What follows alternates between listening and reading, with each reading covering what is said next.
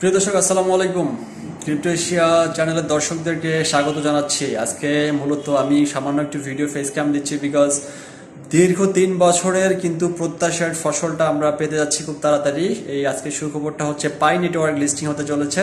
So পাই নেটওয়ার্কের বিস্তারিত update নিয়ে কথা হবে। অবশ্যই ভিডিওটি মনোযোগ সহকারে দেখবেন সম্পূর্ণ এবং চ্যানেলটিতে সাবস্ক্রাইব করে দেবেন। সো পাই নেটওয়ার্কের যে আপডেটটা এসেছে সেই বিষয়গুলো নিয়ে আজকে কথা হবে।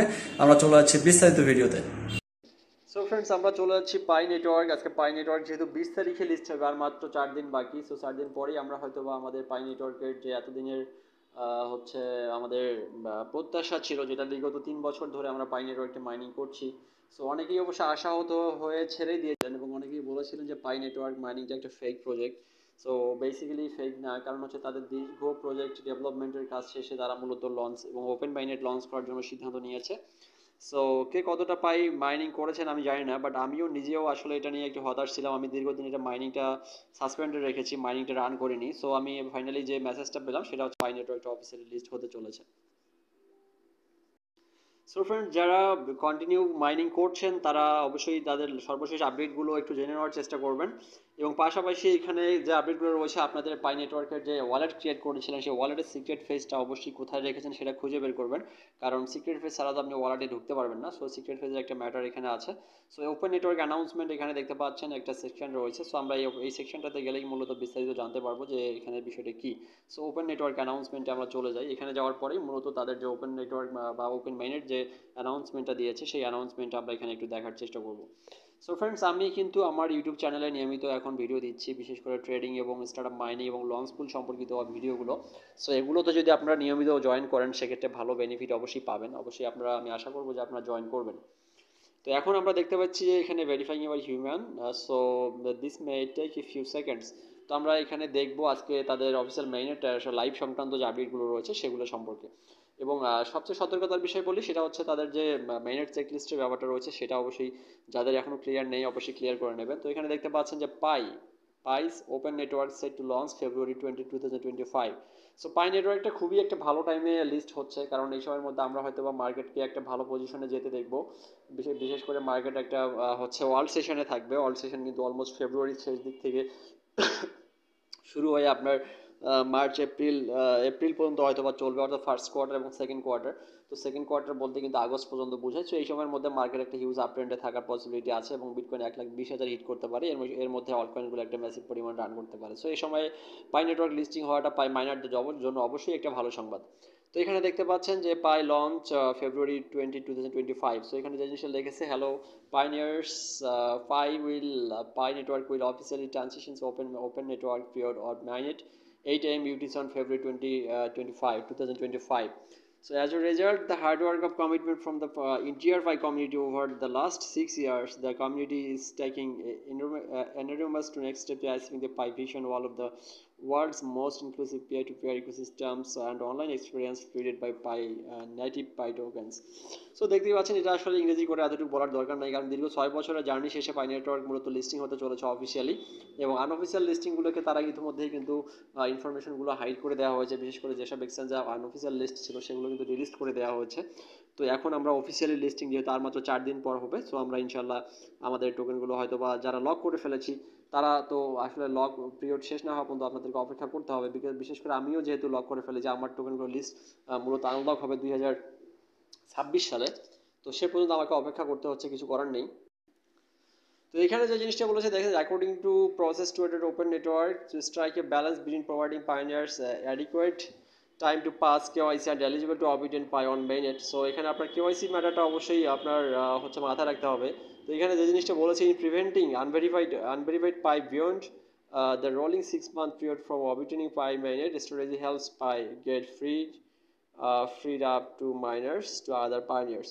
সো অ্যাকচুয়ালি যারা কেওয়াইসিটা করেননি হ্যাশকারি করেছেন, কারণ পাই নেটওয়ার্কের কেওয়াইসি স্লট কিন্তু দীর্ঘদিনের জন্য তারা রিমাইন্ডার দিয়ে ওপেন করে রেখেছিল, এবং সেই আপডেটগুলো আমরা আমাদের ইউটিউবে দিয়েছিলাম, আমাদের চ্যানেলে দিয়েছিলাম, যাতে সবাই আপনারা হচ্ছে অ্যাটাক করে নিতে পারেন, কেওয়াইসিটা ভেরিফাই করে নিতে পারেন। তো অনেকেই করছেন, অনেকেই করেননি। সো যারা করেননি তাদের জন্য আফসোসের ব্যাপার। আর যেহেতু নতুন করে কেওয়াইসির কোনো সুযোগ দেওয়া হবে না, আর যারা করেছেন তারা তো অলমোস্ট ফাইন, তাদের জন্য মূলত সময়টা চলে এসেছে। তো এখানে দেখতে পাচ্ছেন what to expect from pi network at launch. So pi network launch করার পর তারা আসলে কি এক্সপেক্ট করতেছে সে বিষয়টা বলেছে। So the launch of the open network bring important new chains external connectivity so to the layer 1 Pi blockchain, creating an environment where Pi can connect securely with external system, expanding opportunities for pioneers and business. So Pi আসলে একটা better একটা future নিয়ে আসতেছে, এটা মোটামুটি আশা করাই যায়। সুতরাং আমরা অবশ্যই পাই নেটওয়ার্ক থেকে ভালো কিছু একটা জানতে পারতেছি এবং ভালো কিছু একটা পাবো বলে আশা করতেছি। তো এখন আমরা মেইননেট চেকলিস্ট সংক্রান্ত আপডেটগুলো আমি আপনাদেরকে একটু দেখাতে চাই। বিশেষ করে মেইননেট চেকলিস্টটা যারা এখনো চেক করেননি, তো আমি আসলে একটু ধরা খাওয়া আছি। সো ধরা খাওয়াটা কোথায় একটু বলি, তো ওইটা আমাকে কালকের মধ্যে আমি সলভ করে ফেলবো। আমরা একটু মেইননেটে যাই। সো মেইননেটে যাওয়ার পর আমরা দেখবো যে আমাদের কত কি অবস্থা। সো এখানে দেখতে পাচ্ছেন যে আনভেরিফাইড ব্যালেন্স, ট্রান্সফারেবল ব্যালেন্স, এগুলো সম্পর্কে অনেক স্টাডিও হয়েছে, আপনারা অবশ্যই এই সম্পর্কে জানেন। কারণ আনভেরিফাইড বলতে আমার রেফার লিঙ্ক থেকে যারা জয়েন করেছে তারা কেওয়াইসি কমপ্লিট না করার কারণে মূলত তাদের টোকেনগুলো আমার এখানে আনভেরিফাইড হিসেবে আছে। আমার 563টা টোকেন মাইগ্রেটেড হয়েছে, 24টা ট্রান্সফারেবল হিসেবে আছে।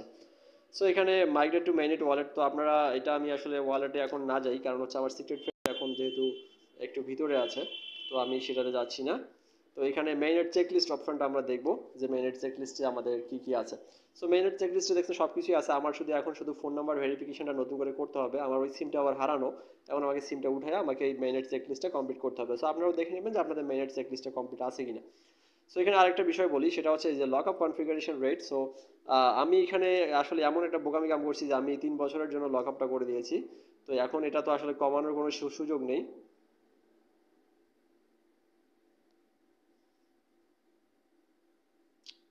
ওকে,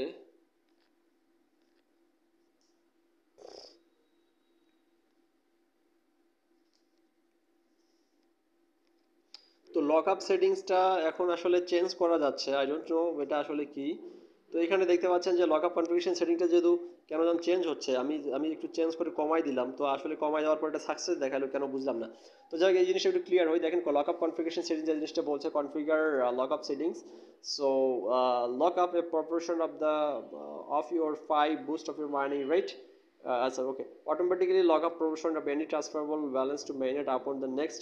তো এইটা আমি আসলে মানে এটা অটোমেটিক লক আপটা আমি তুলে দিলাম, অটোমেটিক লক আপ আমি করতে যাচ্ছি না। তো এটা লক আপটা যদি আপনারা না করতে চান সেক্ষেত্রে লক আপটা চেঞ্জ করতে পারবেন, তো এটা নিয়ে পরবর্তীতে আবার কথা হবে। The lockup duration countdown will begin after the transfer to mainnet has completed including any pending period. So আপনি মূলত যেই দিন হচ্ছে লক আপ করবেন, মানে যেই দিন হচ্ছে আপনি লক আপ আপনার টোকেনগুলো মেইনেটে ট্রান্সফার হবে, ওই দিন থেকেই মূলত আপনার লক আপ ডিউরেশনটা কাউন্ট হবে। সো এটা একটা ম্যাটার। তো এখন দেখেন যে আমি এখানে লক আপটা একটু কমাই দিলাম, অর্থাৎ আমার নতুন যে টোকেনগুলো আসবে সেই টোকেনগুলোকে আমি কিন্তু লক আপ কনফিগারেশনটা আমি চেঞ্জ করতে পারছি, আমার সেটা চেঞ্জ হয়ে গেছে। তো এইভাবে আপনারা লক আপ কনফিগারেশনটা সেট করে নিতে পারেন। তো এটা নিয়ে আমি পরবর্তীতে আরও ডিটেলস ভিডিও দিব। তো ইনক্রিজ ট্রান্সফারেবল ব্যালেন্স, এখানে একটা অপশন রয়েছে, দেখেন যে ইনক্রিজ ট্রান্সফারেবল ব্যালেন্সটা আপনি কীভাবে করবেন। So you are at risk of losing pie. So if your referral security team members do not finish the managed checklist and the grace period deadline, তো এখানে একটা বিষয় খেয়াল করেন যে আসলে আনভেরিফাইড ব্যালেন্স আমার এখানে রয়েছে এতগুলা। তো ব্যক্তিগতভাবে আমি বলি যেটা জিনিসটা এখানে মেম্বার্স দেখেন, এখানে কিন্তু আরও 11 দিন সময় আছে। So if your referral security team members don't finish the manage checklist by the grace period of deadline, তো অর্থাৎ আপনাদের এখানে আরও 11 দিন সময় আছে। এই সময়ের মধ্যে আপনারা যদি কেওয়াইসি কমপ্লিট করে ফেলেন সেক্ষেত্রে কিন্তু আপনার টোকেনগুলো ভেরিফাইড হয়ে যাবে। তো যাই হোক, আমি এই যে আমি এই কেওয়াইসি এবং হচ্ছে লক আপ সেটিং নিয়ে আমি পুনরায় কালকে আবার নতুন করে ভিডিও মেক করব, সেই ভিডিওতে আমি আপনাদেরকে বিস্তারিত দেওয়ার চেষ্টা করব। সো আপাতত আপনারা এতটুকু জানলেন যে হচ্ছে পাই নেটওয়ার্ক লিস্ট হচ্ছে 20 তারিখে। আপনারা আপনাদের বাকি যে কাজগুলো পেন্ডিং রয়েছে সেই কাজগুলো শেষ করে নেবেন। আর পাই নিয়ে আসলে আরও 2-3টা ভিডিও না করলে সবগুলো বিষয় আসলে তুলে নিয়ে আসা সম্ভব না। আমি পরবর্তী ভিডিওতে এগুলো বিস্তারিত জানানোর চেষ্টা করতেছি। ধন্যবাদ সবাইকে, ভালো থাকবেন, আসসালামু আলাইকুম।